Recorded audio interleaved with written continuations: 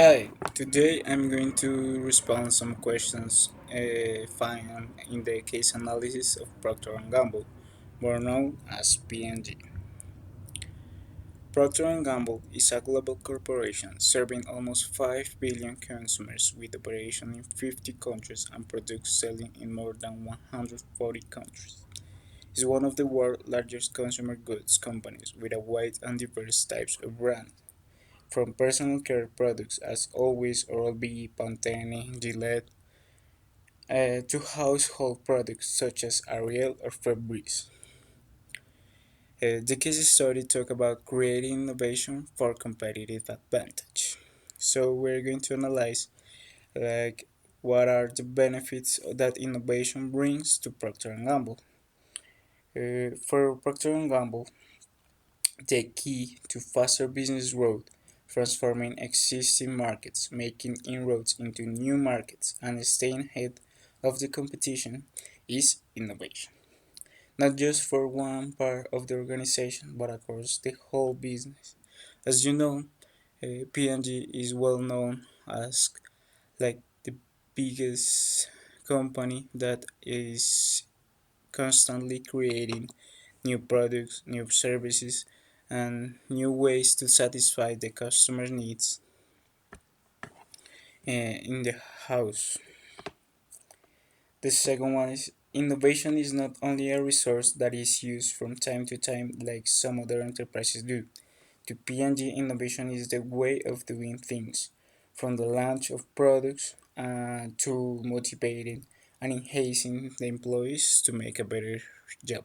So, this unique organizational culture is very useful to and one of the explanations of why P&G is now one of the best companies because they use the human resources to improve day to day. So they enhance normally the employees to create and like feel important inside the company. So they are willing to make changes and will develop a better work.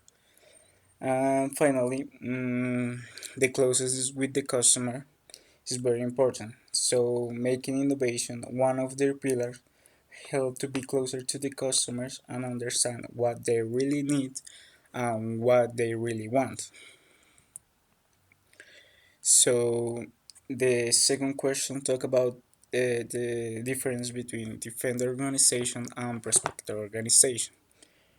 A defender organization is the classic bureaucratic company that the first thing that you imagine when you hear this word is like 50 years old company that its core business is in production and they focus only in the inner problems rather than look what is happening in the environment.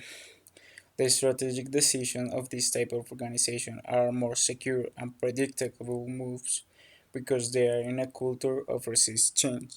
So the most important for them are uh, operation and efficiency problems like cascading, um, where produce faster or something like that. And they are in a culture of resist change, in which innovate in new markets or new products are very risky with a fast ROI.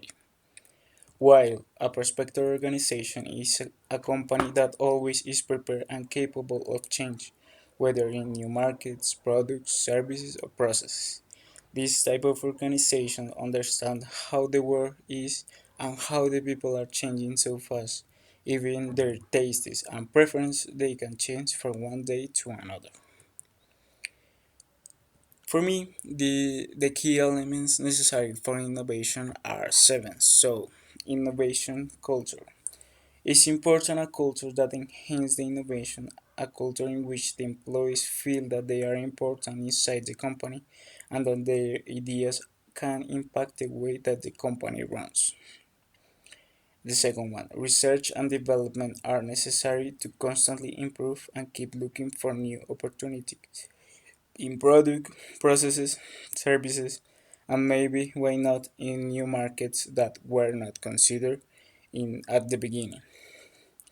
The third and human resources are another fundamental factor in which a company that wants to innovate has to pay attention because the organization needs to bring bright and ambitious people willing to change and make things different and better.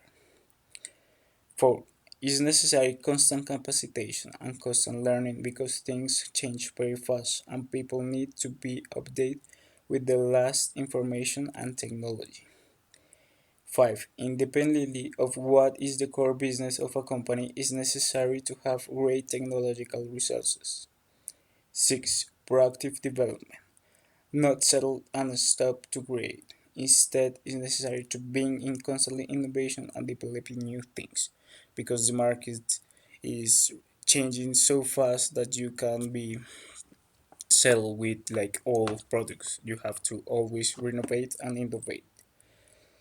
And finally, the concern with the external environment about what the people and the consumer need, what they want, what the competitors are doing, how the political and the ambient decisions are going to affect the way I produce and sell, all type of things that you have to consider.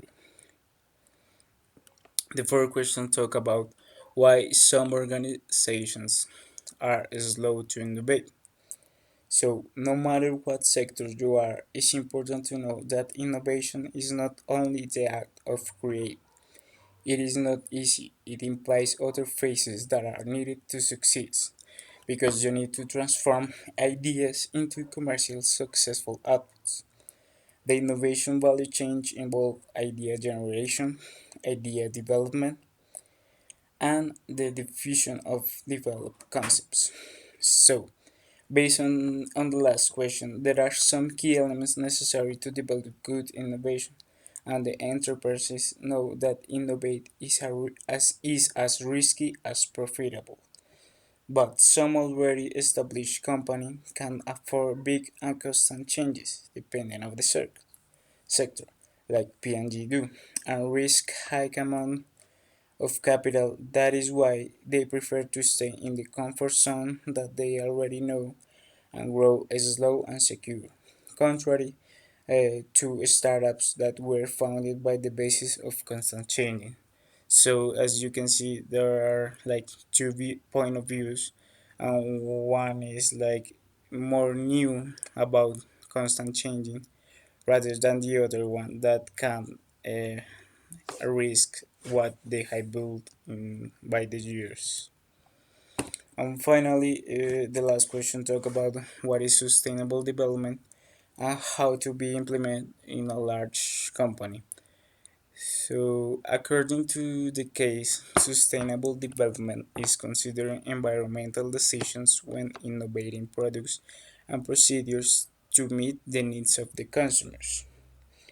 To implement a sustainable development is required to know all about all the processes that occur in the enterprise, to know which ones are unchangeable, which ones are able to modify or also eliminate to reduce emissions and waste unnecessary energy or resources of the company. Also, it is necessary to invest in knowledge and technology to develop improvements in the processes of manufacturing to reduce the impact to the planet while still satisfying the consumer needs. So, the sustainability is in the middle of environmental laws, problems, economic viability, and what the customers and the people need, the social part. So, thank you for your attention.